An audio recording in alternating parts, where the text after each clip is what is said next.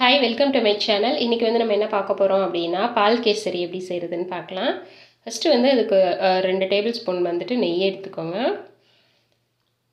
நல்லா உருகுனதுக்கப்புறமா வந்துட்டு அதில் கொஞ்சமாக நம்ம வந்து முந்திரி பருப்பு ஆட் பண்ணிக்கலாம்.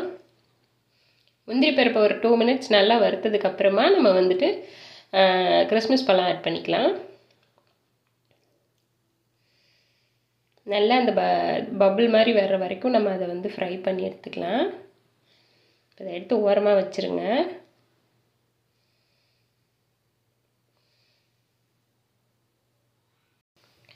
அதே நெய்யிலே வந்துட்டு நம்ம வந்து 1 டம்ளர் அளவுக்கு வந்து நான் ரவை சேர்க்குறேன்.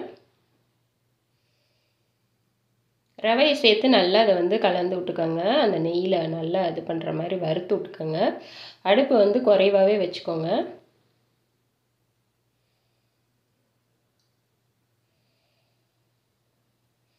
ஒரு 2லேருந்து 3 நிமிஷம் நல்லா நம்ம அது மாதிரி வறுத்ததுக்கப்புறமா நம்ம வந்து பால் ஆட் பண்ணிக்கலாம். பால் வந்துட்டு நல்லா காய்ச்சின பால் தான், சூடாக இருக்க பால் தான் ஆட் பண்ணுறேன். சூடாக இருக்க பாலை வந்துட்டு நம்ம 1 டம்ளர் நீங்கள் ரவை எடுத்தீங்க அப்படின்னா 2 டம்ளர் இல்லைன்னா 2.25 டம்ளர் வந்து பால் எடுத்துக்கோங்க.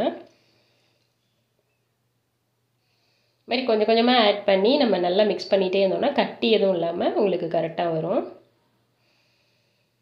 இப்போ வந்துட்டு நான் 1 கப் அளவுக்கு சர்க்கரை ஆட் பண்ணுறேன். உங்களுக்கு சர்க்கரை வந்து அதிகமாக வேணும் அப்படின்னா நீங்கள் 1.5 கப் அளவு கூட போட்டுக்கோங்க.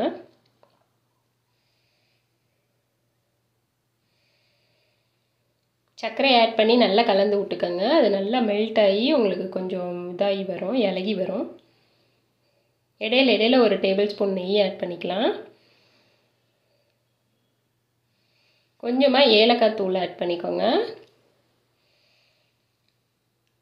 அதுக்கப்புறமா நான் வந்து கொஞ்சமாக பாலில் வந்து குங்குமப்பூ வந்து ஆட் பண்ணியிருக்கேன். அதை வந்து நான் அதில் ஆட் பண்ணுறேன். இது வந்து உங்களுக்கு ஆப்ஷனல் தான். இது எல்லாத்தையும் நல்லா கலந்துக்கலாம். அடுப்பு வந்து லோவாகவே வச்சுக்கோங்க. கடைசியாக நம்ம வறுத்து வச்ச முந்திரி கிஸ்மிஸ் பழத்தை ஆட் பண்ணிட்டோன்னா நம்மளுடைய ரவை மில்க் கேசரி வந்துட்டு ரெடி ஆயிடுச்சு. ஸோ அவ்வளோதாங்க. இது போல் நீங்களும் செஞ்சு பாருங்கள். இது வந்துட்டு ஜஸ்ட் ஒரு 5 மினிட்ஸை விட கம்மியாக தான் ஆச்சு இது ஃபுல்லுமே பண்ணுறதுக்கே. அவ்வளோ சீக்கிரமாக நம்ம பண்ணிடலாம். டக்குன்னு ஒரு ஸ்வீட் பண்ணோம் அப்படின்னா நீங்கள் இந்த மாதிரி செஞ்சு பாருங்கள். உங்களுக்கு பிடிச்சிருந்துச்சுன்னா லைக் பண்ணுங்கள், ஷேர் பண்ணுங்கள், கமெண்ட் பண்ணுங்கள், மறக்காமல் சப்ஸ்கிரைப் பண்ணுங்கள். தேங்க்யூ.